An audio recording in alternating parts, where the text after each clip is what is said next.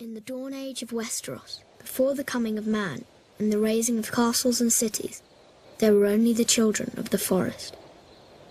Little is known of them now, but it is said they were small in stature, dark and beautiful, and no taller than children when grown to manhood.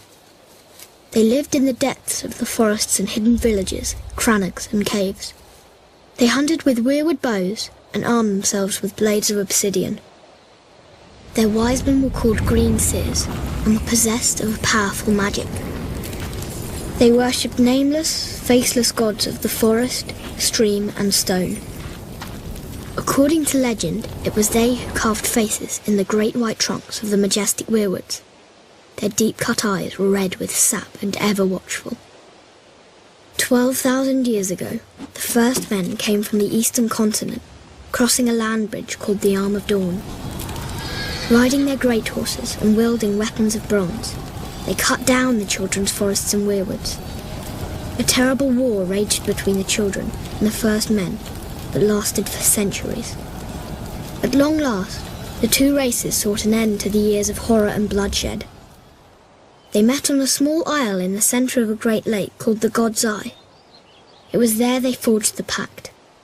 The first men would be granted dominion over the coastlands, the mountains, the high plains and the bogs, but the deep forest would forever belong to the children, and no weirwood tree would ever again fall to man's axe. To seal the pact before the gods, the children carved a face in every weirwood tree on the island, which came to be known as the Isle of Faces. But the pact could not withstand the coming of the Andals, a race of tall, fair-haired warriors.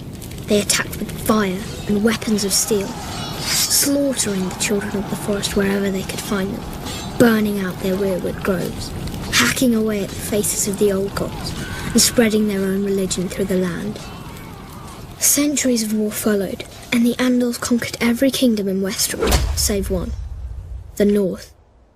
The kings of winter were able to withstand the Andal invasion, and descendants of the first men dwell there to this day, and continue to worship the old gods. As for the children of the forest, those who survived the slaughter were said to have fled far north and have not been seen again. Most assume they're long dead, and some don't believe they ever existed. They live on only through song and legend, and in the faces of the weirwood trees.